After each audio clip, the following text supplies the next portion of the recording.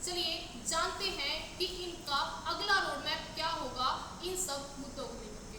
नमस्कार जी, आपने अभी एक पार्टी बनाई एलएसपी पार्टी, और जनता जानना चाहती है कि जो आपकी लोकतंत्र सुरक्षा पार्टी है उसका क्या लक्ष्य है और उद्देश्य है।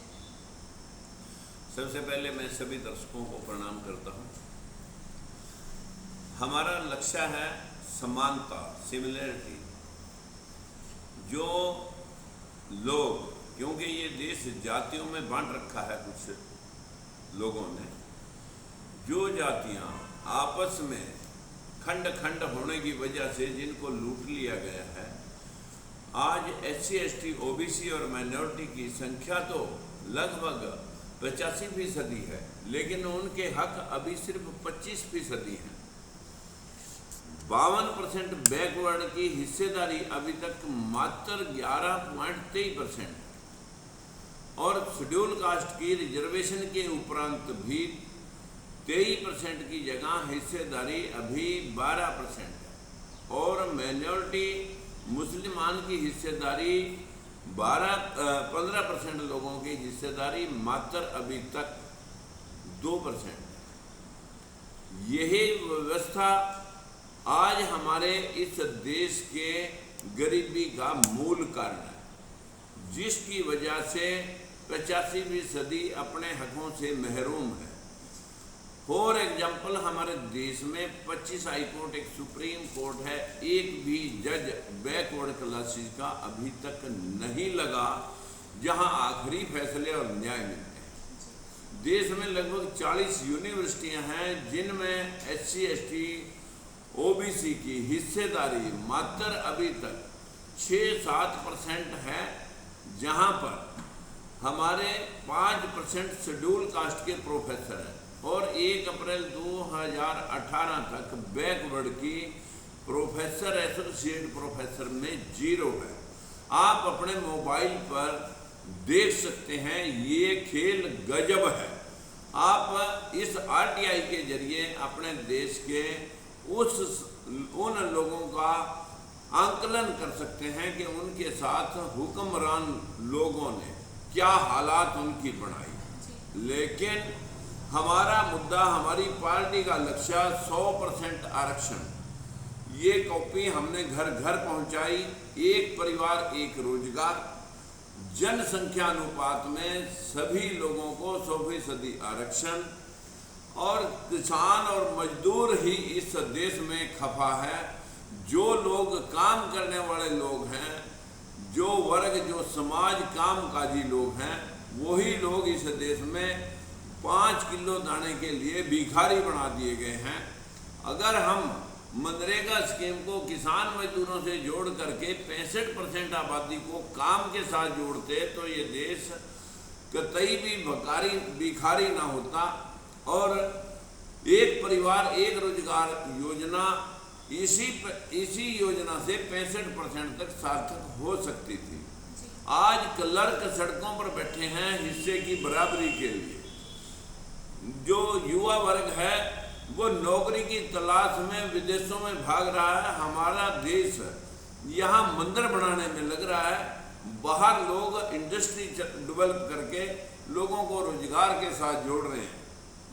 हमारे देश के अंदर अंधविश्वास फैला करके लोगों ने 5-7 बार ये देश मुगलों का गुलाम हुआ, अंग्रेजों का गुलाम हुआ, हुनों डचों का गुलाम हुआ, और सबसे पहले आर्यन सभ्यता का गुलाम हुआ।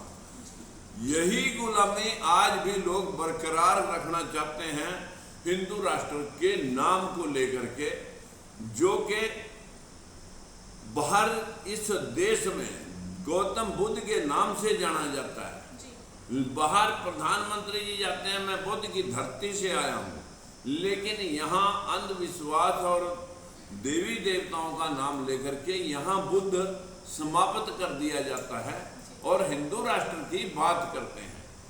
हमें किसी के हिंदू राष्ट्र या धर्मनिरपेक्ष राष्ट्र से कोई वास्ता नहीं। हमारा वास्ता था सभी जातियों को संख्या अनुपात में जातिगत जनगणना करा करके उनको उनका हिस्सा दिया जाए। यही हमारी पार्टी का मूल रूप से सिद्धांत और लक्ष्य है। पार्टी है लोकतंत्र सुरक्षा पार्टी, आपने जिसका नाम रखा है, उसका आपने ब्यौरा दे दिया कि हम लोग ये करते हैं। मैं आपसे ये जानना चाहती हूँ कि आप कह रहे हैं लोकतंत्र सुरक्षा पार्टी, आपकी पार्टी कैसा लोकतंत्र चाहती है? क्योंकि आप पिछले दौर से जिस बैकग्राउंड से आए हैं, जिस पार्टी के बैकग्राउंड से आए हैं, वो दावा करती है कि हम लोग देश का सबसे बड़ा लोकतंत्र है, पूरे विश्व के अंदर भारत के लोकतंत्र का डंका बज रहा है। लेकिन आप कह रहे हैं कि लोकतंत्र बचाना होगा। क्या किस तरीके से लोकतंत्र पर खतरा आ रहा है, किस तरीके से लोकतंत्र खतरे में है, हम लोग ये जानना चाहते हैं। देश में जो बाबा साहब ने संविधान लिखा था वो तो एक किताब समझ करके अलमारी में बंद है। बाबा साहब ने खुद कहा था अगर ये गलत हाथों के मुताबिक ये लोकतंत्र जो संविधान है मैं लिख रहा हूँ, इस संविधान को अगर गलत रूप से इसकी इंटरप्रिटेशन करके अगर इसको लागू किया गया, इस संविधान के मुताबिक अगर ये देश नहीं जला तो इस किताब को सबसे पहले जलाने वाला भी मैं हूँगा। हकीकत में हमारा जो पवित्र ग्रंथ संविधान है वो अभी तक लागू नहीं हुआ। अगर उसे लागू करते तो सब संसाधनों और इस पूरे देश के हर जर्रे जर्रे वन जल थल सभी जगह इस यहाँ के मूल निवासियों का हिस्सा होना चाहिए था, जो सबके वोट बराबर है, सबके अधिकार बराबर है। लेकिन यहाँ तो आदि कालों से आकर के इस देश में 4 वर्णीय व्यवस्था बना करके इस देश में ब्राह्मण क्षत्रिय वैश्य और शूद्रों की ड्यूटी लगाई, जो कि भाई सेवा करेंगे। हमारी सेवा करते करते ये लोग किसी प्रकार के शास्त्र नहीं पढ़ेंगे, शिक्षा नहीं लेंगे, संपत्ति नहीं रखेंगे, हमारी बहन बेटियों की शादी होने तक के बाद भी सीधे घर नहीं ले जा सकेंगे, उसका शुद्धिकरण होगा। आज भी ये वही चाहते हैं जिसको ये राम राज की संज्ञा देते हैं और स्वर्ग और नरक के पाठ पढ़ाते हैं। जी, आपने कहा कि कुछ लोग हैं जो वो देश को जातियों, धर्मों और वर्गों में बांट रहा है। कौन है वो लोग जो इस तरीके की जो है काम कर रहे हैं? जो आपके नोटिस में यहाँ पर एक वर्ग है, 4 वर्ण हैं, ब्राह्मण क्षत्रिय वैश्य और शूद्र। इन्होंने अगले 3 सभी तीनों वर्णों को अपने मुताबिक गुलामी उनके ऊपर थोप दी, जो इस देश के अंदर पढ़ाया जा रहा है कि सरस्वती की पूजा से यहाँ ज्ञान मिल जाएगा, लक्ष्मी की पूजा से यहाँ पर धन मिल जाएगा, दुर्गा की पूजा से यहाँ पर शक्ति मिल जाएगी। जब धन, शक्ति और ज्ञान हमारे पास था तो हमारा देश बार बार गुलाम क्यों हुआ? और अगर सबसे ज़्यादा पूजा हमारा SC ST OBC ही करता है तो फिर यही लोग गरीब क्यों हैं? इन्हीं के खाते में भगवान ने, जिसको ये भगवान बना करके लोगों का शोषण करते हैं, ये ही लोग गरीब क्यों रह गए? यही सोचने का विषय आज अभी अभी यहाँ पर पानीपत के पास में 3-4 लोग कावड़ लाते हुए गुजर गए। इसी प्रकार से केदारनाथ में प्रलय आई थी, अमरनाथ में प्रलय आई थी, जहाँ 4 धाम अमरनाथ, केदारनाथ और इसी प्रकार से कई बार बद्रीनाथ जाते हुए, और यहाँ जो है ना पिछले दिनों में बाढ़ आई थी और अभी भी बाढ़ आई हुई है। बहुत सारे गांव डूबे पड़े हैं, उनकी फसलें खराब हुई पड़ी हैं कि भोला इतना करोप क्यों हो गया? इनके देवी देवता इतने नाराज क्यों हो गए? वो लोग कम से कम हमारे ही घर को डुबोता, क्योंकि हम बोल रहे हैं देवी देवताओं पे, हमारे ही नुकसान के लिए जो है ना देवी देवता नाराज होते हैं। जो ये 24 घंटे उनकी पूजा कर रहे हैं, उनको ये देवी देवता क्यों कष्ट देने लग रहे हैं जिनके घर डूबे पड़े हैं? और ये जो लोग अभी सड़क हादसे में मारे गए हैं, ये कैसे मारे गए हैं? इन्हीं भाइयों को हम रोज समझाते हैं, भाई तुम्हारी मत को ये मंदबुद्धि बनाए रखना चाहते हैं, भोला, तुम्हें भोले बनाए रखना चाहते हैं कि आंख मती खोलियो, गांजा पियो, सुल्फा पियो, भांग खाओ और भोले बने रहो। हम तुम्हारे पे फूल बरसाते रहेंगे और तुम हाड़ तोड़ मेहनत करते रहो। यही इस देश की विडंबना है। जो लोग आदि कालों से षड्यंत्र रचते रहे हैं, जिन्होंने रविदास जी का कत्ल कराया, जिन्होंने बाबा साहब को जहर दे के मरवाया, जिन्होंने माता सावित्री बाई फूले और महात्मा ज्योतिबा फूले को घर से निकलवाया और कीचड़ उन पर फेंके, जिन्होंने इस देश के अंदर गुरु गोरखनाथ के शिष्य गुग्गा जी को उसके ऊपर उनका घर विनाश कराया, जिन्होंने गुरु गोविंद सिंह के बच्चे दीवारों में चुनवा दिए, जिन लोगों ने जब अंग्रेजों ने हमारे निचले तबके को शिक्षा दे करके स्कूल खोलने और संविधान सभा में भेजने का प्रयास किया, तो बस आप ये समझ लें कि यही बाल गंगाधर तिलक थे जो कहता था तिल्ली तंबोली भट कुण भट, ये जाकर के संविधान सभा में क्या जाके हल चलाएंगे, ये जाकर के अपना काम देखें, सेवा के लिए बने, ये सेवा करें। ये पुस्तक में अंकित है। इनमें से ये कुछ लोग अपनी जाति को बदनाम करने पे लगे हुए हैं, जिनका काम है पूजा पाठ से आजीविका कमा करके बाकी के लोगों को मूर्ख बनाना। बाकी ये सारी जाति की तरफ इशारा कर देते हैं कि राजकुमार सैनी का ये ब्राह्मणों को गाली दे रहा। मेरा ब्राह्मणों से कतन वास्ता नहीं है। ब्राह्मण जो खेती कर रहा, कोई अपनी दुकानदारी कर रहा, मेरा वो राष्ट्र के निर्माण में लग रहा। मेरा उनसे वास्ता है जो इस देश को अंधविश्वासी बना करके अपनी रोटियां सेकना चाहता है। जापान 100% बुद्धिस्ट कंट्री है। आज अमेरिका भी उसका कर्जदार है, जिस अमेरिका ने उसको 1945 में नेस्तनाबूद कर दिया था। और जो है वहां पर कोई देवी देवता नहीं है। वहां आज पूरा विश्व उसकी 70% टेक्नोलॉजी का आभारी है। मैं आप सब भाइयों से भी कहना चाहता हूं, ये अभी अभी एक सर्वदलीय पंचायत करने जा रहे हैं राजकुमार सैनी के खिलाफ। वो सर्वदलीय पंचायत, इनका मकसद है कि हम तो सामने आए नहीं, और लोग ही लोगों को भड़का करके, जब अंग्रेजों ने इस देश में हमें अधिकार देने का प्रयास किया था, तो इन्होंने हमारे ही लोगों को तैयार करके अंग्रेजों के खिलाफ षड्यंत्र खड़ा करके हमारे देश में जंगे आजादी का ऐलान किया। हम तो गुलाम थे इन लोगों के, लेकिन इन्होंने कहा नहीं, अंग्रेज, हम अंग्रेजों के गुलाम ये थे, हम इनके गुलाम थे। अगर अंग्रेज इस देश में हमें शिक्षा के लिए स्कूल मदरसे ना खोलते, तो आज भी हम इनका गोबर उठा रहे होते, आज भी हम इनके पैरों पर गिर के भीख मांग रहे होते। जिस स्वर्ग नरक की कल्पना से ये देश लूट रहा है, मेरे भाइयों आप आंखें खोल लो। ये षड्यंत्रकारी, इन्होंने तो गोरखनाथ के शिष्य गुग्गा जी का भी घर उजड़वा दिया था।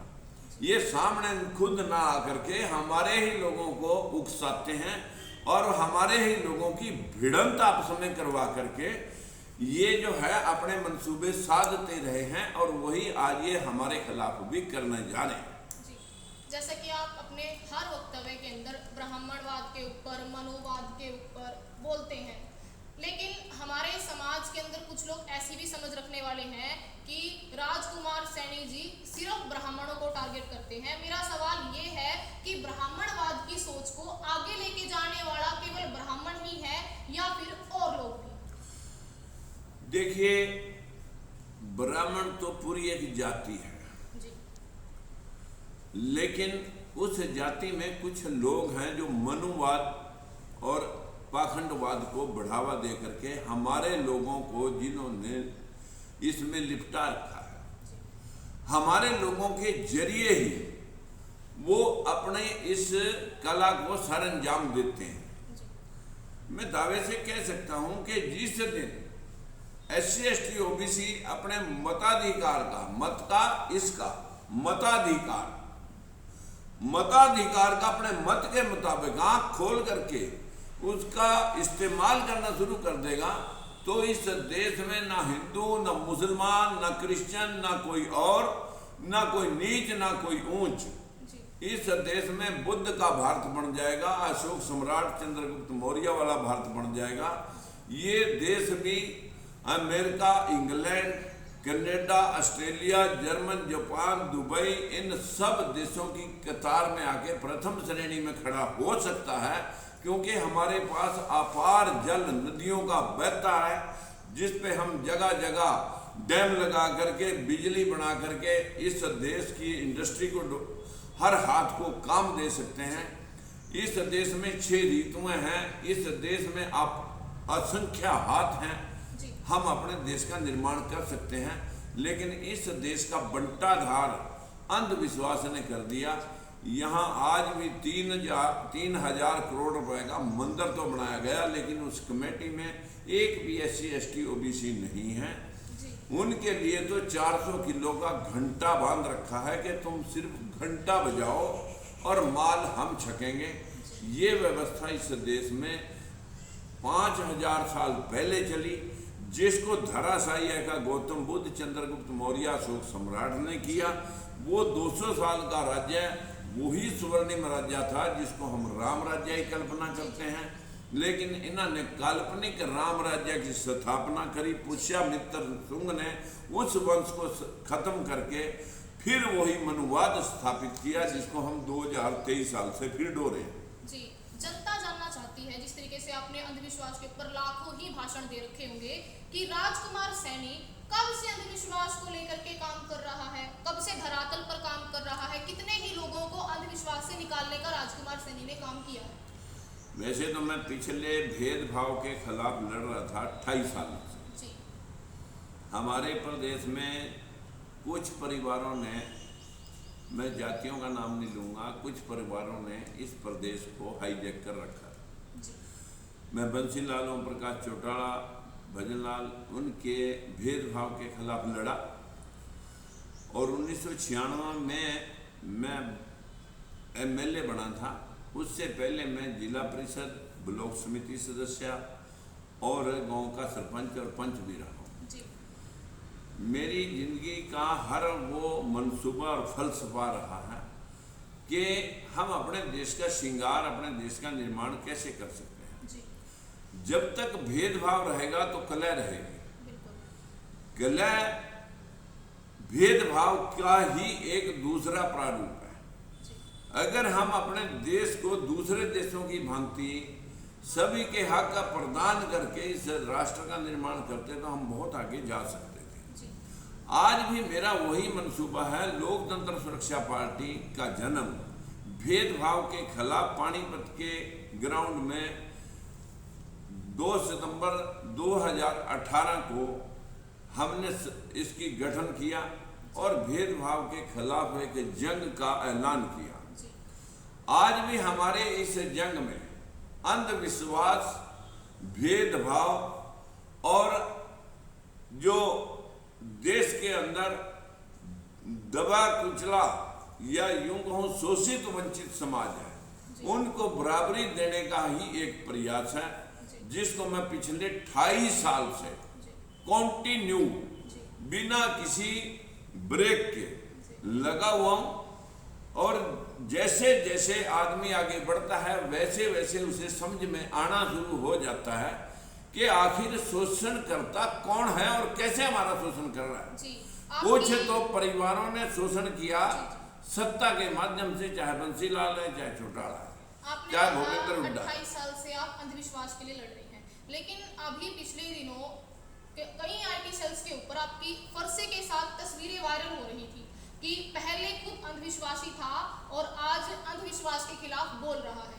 इस तरीके की आपकी जो तस्वीरें हैं वो वायरल हो रही हैं। हमारे कुछ कार्यकर्ताओं ने बनावटी तस्वीरें बना करके लोग डालते हैं, फोटो मेरी जगह जगह पड़ी है। लेकिन मैंने कहा कि जब हम BJP के तरफ से सांसद बने उस वक्त वो सारे अंधविश्वासी लोग हमारे साथ थे। वो जबरदस्ती हमें उन जगहों तक भी ले जाते थे जहां पूर्णतः अंधविश्वास का घेरा जमा हुआ है। क्या आपने वहां उन चीजों का विरोध नहीं किया? मैंने जब प्रदेश के अंदर यही गीता स्कूल में एक बार कहा था, ये निकरधारी आज कहाँ चले गए, जब इस देश में भेदभाव के खिलाफ एक पूरा षड्यंत्र कुछ लोगों ने, उन्होंने भी अपनी जाति को बदनाम करने का प्रयास कर दिया था। कुछ लोगों ने लोगों के घर जला दिए।